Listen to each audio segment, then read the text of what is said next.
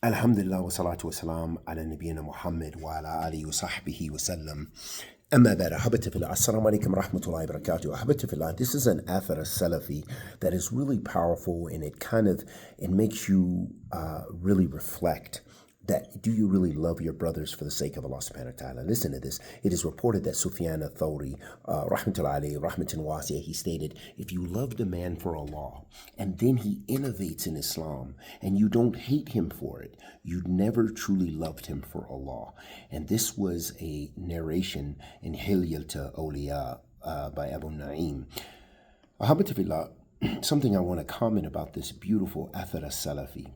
It shows that the true mizan, the true weight, is loving someone for the sake of Allah subhanahu wa ta'ala, that you really love your brother, not because he's your tribe, not because it's from your city, not because he looks like you, not because of this, not because of that, but really if you love your brother or sister in Islam, lillah azza wa jal.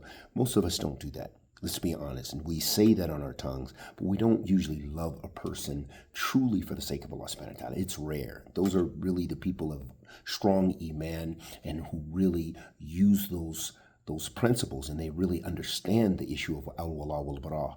A second point I want to mention about this athar is not to take it out of itlaq, meaning that if you see someone innovate who is a person of the sunnah, that does not mean that all of a sudden you hate him and you have to understand that all of these, the concept of loving and hating for Allah subhanahu wa ta'ala, tafawut, meaning you love people in accordance with their adherence to Islam or Sunnah, and you detest them in accordance with their disobedience to Allah and the Sunnah. So for example, someone who is an extreme mubtadi'ah, you have a strong disliking because of their manhaj and because of their practice or their aqeedah or what have you.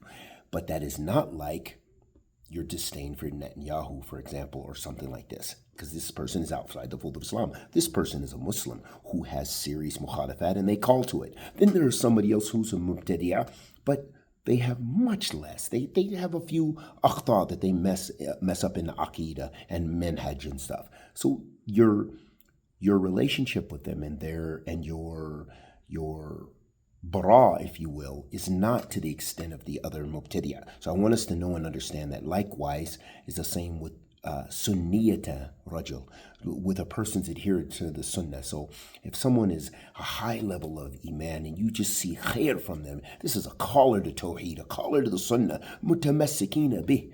You have a higher love for this person strictly for the sake of Allah subhanahu wa ta'ala, like from the ulama, compared to another who could be a caller. He makes mistakes sometimes, he gets things correct sometimes.